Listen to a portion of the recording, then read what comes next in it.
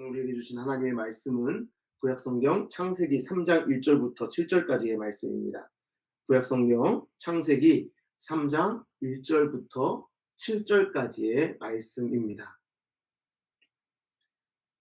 제가 받들어 읽겠습니다. 창세기 3장 1절부터 7절까지의 말씀. 그런데 뱀은 여호와 하나님이 지으신 들짐승 중에 가장 강교하니라. 뱀이 여자에게 물어 이르되 하나님이 참으로 너희에게 동산 모든 나무의 열매를 먹지 말라 하시더냐.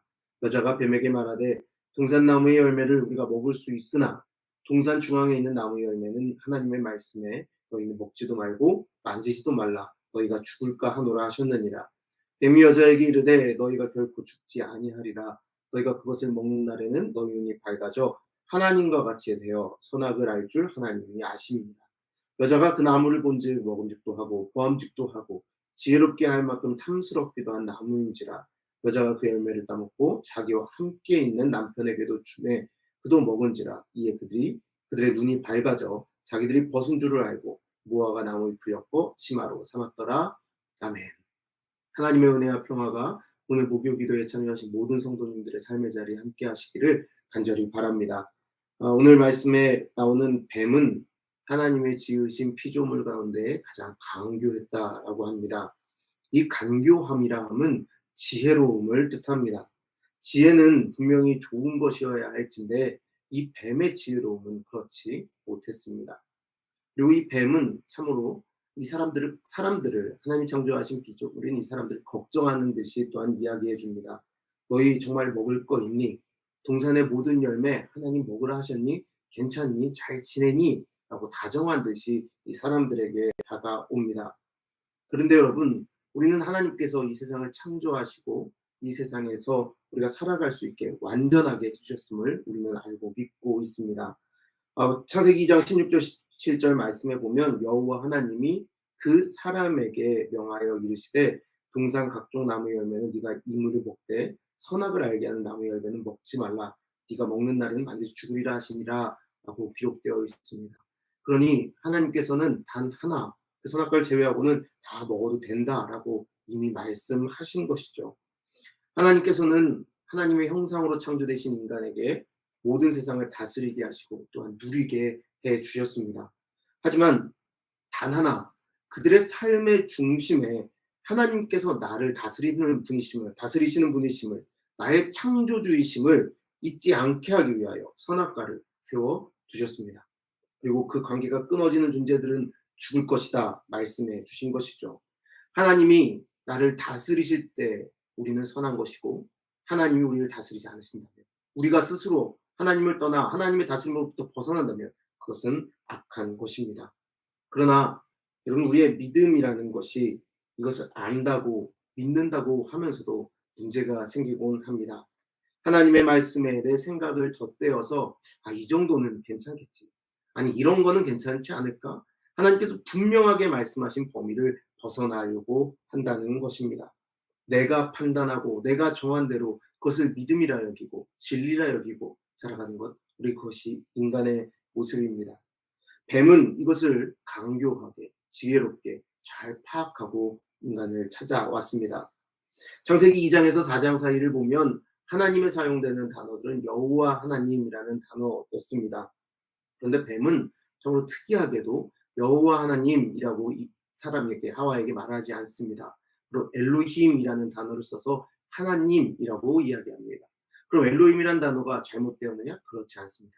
그것은 창조주 하나님을 이야기할 때 흔히 엘로힘이라는 단어를 씁니다. 그럼 여호와 하나님은 무엇일까요? 그것은 바로 언약의 하나님을 이야기할 때 여호와 하나님이라는 말을 씁니다. 그러니 여호와 하나님, 바로 우리와 언약 관계에 있는 하나님을 창세기에서는 계속해서 이야기했는데 뱀은 갑자기 이 하와를 찾아와 이야기하기를 그 언약 관계에 있는 하나님 말고 그냥 이 세상을 창조하신 하나님이라고 이야기하고 있다는 것입니다. 하나님이 세상을 창조하셨지만 너희 그 하나님과 관계 속에서 살고 있지 않아라고 은연중에 이야기하는 것이죠. 그러니 이렇게 걱정해 주는 척합니다. 하나님이 너희를 창조하신 것은 알지만 과연 너희가 그 안에서 하나님께서 주시는 것으로 하나님께서 채우시는 것으로 살고 있니? 라고 의심하게 만들고 있는 것이죠. 그럼 이 인간이라는 존재라도 거기에서 명확하게 이야기해 줄 텐데, 해야 될 텐데, 아니 나는 하나님과의 언약 관계에 있기 때문에 하나님께서 채우시는 것으로, 하나님께서 주시는 것으로 충분해라고 이야기해야 할 텐데, 하와도 그렇지 못했습니다. 하와도 뱀이 얘기한 엘로힘이란 하나님이라는 단어를 받아서 하와도 똑같이 하나님을 이야기할 때 그 엘로힘이라는 단어를 사용하게 됩니다. 여자가 이렇게 이야기합니다. 여자가 뱀에게 말하되 동산나무의 열매는 우리가 먹을 수 있으나 동산 중앙에 있는 나무의 열매는 하나님의 말씀에 너희는 먹지도 말고 만지지도 말라 너희가 죽을까 하노라 하셨느니라. 여러분 바로 여기서 사용한 하나님이라는 단어가 엘로힘이라는 겁니다. 뱀이 성공했습니다. 하와는 더 이상 하나님과 언약 관계가 아니다라고 이야기하고 있는 것이죠. 그러니 하나님의 언약을, 하나님의 그 지키라 하신 약속을 두려워하지 않습니다. 그래서 인간의 판단, 인간의 생각을 하나님의 말씀에 덧대어 변질시키고 있는 것입니다.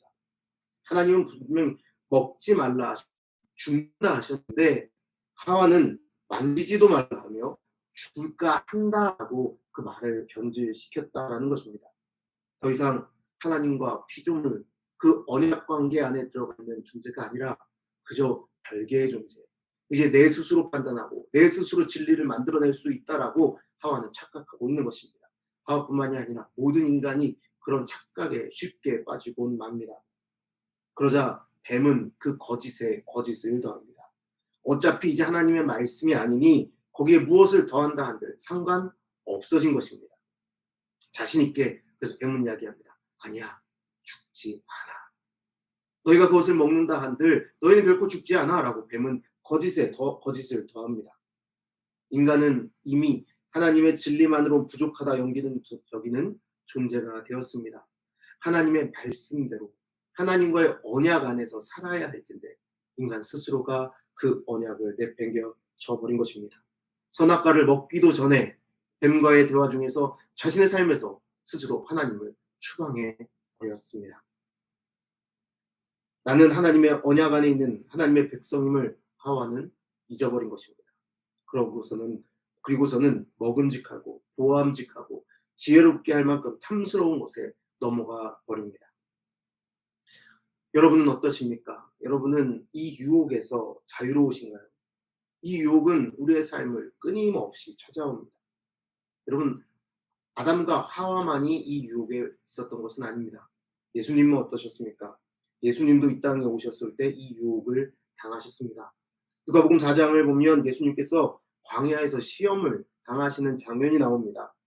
첫 번째 시험은 사탄은 줄이고 계신, 그 금식하고 계신 예수님에게 달콤한 유혹을 던집니다. 네가 하나님의 아들이거든 이 돌들에게 빵이 되라고 말해 보아라. 여러분, 예수님은 하나님의 아들입니다. 그것을 증명하실 이유가 없습니다. 돌이 빵이 되어야만 예수님은 하나님의 아들이 아닙니다. 그러나 사탄은 이렇게 전제를 달고 이야기합니다. 네가 하나님의 아들이거든 이 돌을 떡이 되게 빵이 되게 만들어 보아라 라고 이야기합니다. 굶고 계신 예수님에게 먹음직한 유혹을 합니다. 그리고 이것은 또 다른 유혹이기도 합니다. 굶는 거 힘들지. 너 그런데 저 돌로 빵 만들 수 있잖아. 너 굶어봐서 알잖아. 세상에 이렇게 많은 굶주린 사람들이 있는데 그들이 얼마나 괴로울지 너 알잖아 라고 이야기하는 것입니다.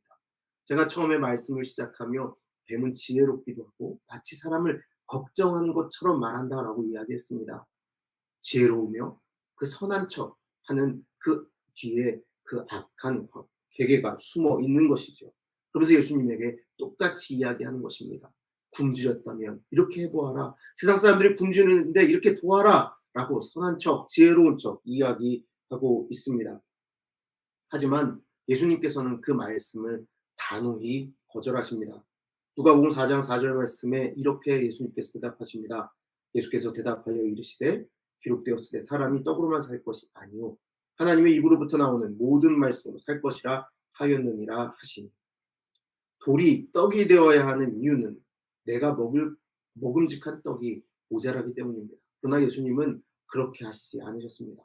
하나님이 창조하신 세상, 그 세상은 부족하지 않기에 예수님은 그렇게 행하지 않으신 것입니다. 내가 먹기에 모자라니 남을 주기 위해서는 돌이 떡이 되어야 되는 그런 기적, 그런 것이 예수님에게는 필요하지 않으셨습니다. 예수님은 단호하게 그 사탄의 유혹을 거절합니다. 그리고 성전에서 뛰어내리라는 시험, 이것은 어떻습니까? 성전에서 뛰어내렸을 때 분명히 수많은 사람들이 볼 겁니다. 얼마나 멋있을까요? 얼마나 사람들에게 멋있게 보일까요? 그냥 단번에 와, 저 모습을 봐. 천사가 와서 바치는 저 모습을 봐. 대단하다. 정말 보암직합니다. 단번에 예수님이 하나님의 아들임을 세상이 알게 될 것입니다. 이 두 번째 보암직한 그 시험, 이것은 하나님을 시험하고 있는 것입니다. 예수님은 성전에서 뛰어내리지 않아도 이미 하나님의 아들입니다. 뿐만 아니라 마지막으로 천하 만국의 영광을 이야기합니다. 천하 만국의 영광을 받을 이가 누구이십니까? 그것은 바로 하나님 아버지십니다. 그런데 그 영광을 주겠다고 합니다. 여러분, 그것을 먹는 날에는 너희 눈이 밝아져 하나님과 같이 되어 선악을 알 줄 하나님이 아심이니라. 바로 그 3장 5절 말씀. 여러분, 하나님과 같이 되는 그 지혜를 너희가 얻을 수 있을 것이다 라고 말했던 그 사탄의 유혹, 바로 이것과 동일한 유혹입니다. 바로 예수님이 받은 시험은 첫 번째 창조된 인간이 받은 시험과 같습니다. 그런데 이 유혹은, 이 시험은 첫 번째 창조된 인간과 예수님에서 끝난 시험이 아닙니다. 이 시험은, 이 유혹은 여전히 지금도 계속되고 있습니다. 요한일서 2장 15절에서 17절까지의 말씀을 보면, 그래서 사도 요한은 이렇게 이야기합니다. 이 세상이나 세상에 있는 것들을 사랑하지 말라. 누구든지 세상을 사랑하면 아버지의 사랑이 그 안에 있지 아니하니, 이는 세상에 있는 모든 것이 육신의 정욕과 안목의 정욕과 이생의 자랑이니 다 아버지께로부터 온 것이 아니요 세상으로부터 온 것이라. 이 세상도 그 정욕도 지나가되 오직 하나님의 뜻을 행하는 자는 영원히 거하느니라. 아멘. 사도 요한은 우리가 세상을 사랑한다면 우리의 삶이 먹음직스럽고 보암직스럽고 하나님처럼 되고자 하는 유혹 속에 계속 머물 것임을 경고하고 있습니다. 하나님보다 세상을 더 사랑하는, 우리는 항상 하나님보다 이 세상을 더 사랑하고자 하는 욕망에 사로잡히기 십상입니다. 언제나 하나님의 자리에 올라서고자 하는 죄된 마음이 찾아옵니다. 그런데 여러분, 그 결과가 무엇인지 아십니까? 그것은 바로 죽음이요 수치입니다. 오늘 우리가 읽은 말씀 7절에 보면 이렇게 기록되어 있습니다. 이에 그들의 눈이 밝아져 자기들이 벗은 줄을 알고 무화과 나무 잎을 엮어 치마로 삼았더라. 자신들이 하나님보다 지혜롭다 여기고 하나님의 언약을 스스로 벗어난 이들은 결국 그들의 창피함을 깨닫게 됩니다. 수치 속에 살고 있는 인생들임을, 죽을 수밖에 없는 존재임을 알게 되는 것이죠. 그럼 여러분, 이 시험을 이기기 위해 우리는 어떻게 해야 하겠습니까? 우리에게 무엇이 가장 필요할까요? 우리는 시험을 이기신 예수님의 모습을 눈여겨보아야 할 것입니다. 예수님께서는 시험을 이기실 때 기록된 말씀으로 이기셨습니다. 조금 전에 말씀드렸던 그 누가복음 4장에 보면 이렇게 이야기합니다. 4장 4절과 7절, 10절 다 예수님께서 그 사탄을 이기실 때 이렇게 말씀하십니다. 예수께서 대답하여 이르시되 기록되었으되, 예수께서 이르시되 또 기록되었으되, 이에 예수께서 말씀하시되 사탄아 물러가라 기록되었으되. 예수님께서 말씀하시니 기록되었으되, 온전한 하나님의 말씀으로 예수님은 그 시험을 이겨내셨다라는 겁니다. 첫 번째로 우리는 주의 말씀으로 채워져야 합니다. 내 안에 주의 말씀으로 가득 채워 그 유혹이 올 때, 시험이 올 때 말씀으로 기록된 바 그 말씀, 변형되지 않은 말씀, 내가 판단하지 않은 말씀, 오직 하나님께서 주신 그 진리의 말씀으로 이겨내야 한다는 것입니다. 그리고 여기에 더해져야 할 것이 있습니다. 누가복음 4장 1절 말씀 제가 여러분에게 읽어드리겠습니다. 그때 예수께서 성령에게 이끌려 마귀에게 시험을 받으러 광야로 가사. 예수님께서는 아무것도 없는 것과 같은, 누구도 없는 광야로 나가실 때 성령의 인도함으로 나가십니다. 바로 하나님의 영이 동행하는 가운데 말씀으로 그 모든 것을 이기었다라고 성경은 이야기하고 있는 것입니다. 오늘 우리가 읽은 말씀은 아담과 하와는 하나님이 없는 것과 같은 상황 속에서 죄를 짓고 있습니다. 하나님에 대해 이야기하지만 하나님은 그 자리에 없습니다. 아담과 하와는 하나님께서 창조하신 세상에 살고 있지만 하나님 앞에 있지 않았습니다.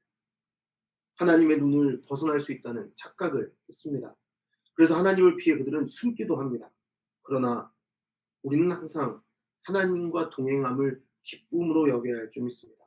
하나님 앞에 서 있는 신앙으로 살아가야 합니다. 그럴 때에 우리는 말씀으로 시험을 이길 수 있습니다. 뱀은 지혜로웠습니다. 하와도 하나님의 말씀을 모르는 것이 아니었습니다. 그러나 거기엔 하나님의 영이 없었습니다. 성령의 부재의 자리, 바로 하나님의 영이 부재의 자리에서 그들은 시험에 넘어질 수밖에 없었던 것입니다. 우리 믿는 이들은 무엇보다 말씀을 붙들어야 합니다. 그러나 그것이 내 머릿속에 있는 지혜로 머물게 해서는 안 됩니다. 우리가 항상 하나님 앞에 있는 인생으로서 성령과 동행함으로 그 말씀이 내 삶이 되게 해야 한다는 것입니다. 머리를 채운 하나님에 대한 말씀, 하나님과 관련된 말씀이 아니라 성령이 함께 하심으로 살아계신 예수님의 말씀이 우리 안에 있을 때 그 말씀이 살아 숨쉬며 나의 삶을 이끌어갈 때 우리는 승리하게 된다는 것입니다. 어디에서 무엇을 하든지 하나님 안에서 살아가는 모두가 되시기를 간절히 바랍니다. 그렇게 승리하시는 여러분이 되시기를 간절히 바랍니다. 여러분, 오늘 우리는 이 말씀을 보며 누군가의 이야기로 봐서는 안 됩니다. 어떻게 저럴 수가 있어. 하나님께서 완전한 세상을 주셨고 정말 아름다운 곳에서 편하게 살게 해주셨는데 어떻게 저럴 수 있을까라고 생각해서는 안 됩니다. 바로 그 말씀에 나오는 인물들은 바로 우리이기 때문입니다. 바로 나이기 때문입니다. 그러므로 우리는 언제나 말씀을 묵상하고 기도하는 가운데, 찬양하는 가운데, 예배하는 가운데, 주의 복음을 전파하는 가운데 성령 하나님의 동행하심 안에 살아가야 할 줄 믿습니다. 그때 우리는 승리하게 될 것입니다. 오늘 우리가 이 시간 목요 기도에 나오는데 찬양하고 말씀 보고 기도합니다. 그때 여러분의 삶 가운데, 여러분이 살아가는 그곳에 성령 하나님 동행하게 하시게 될 줄 믿습니다.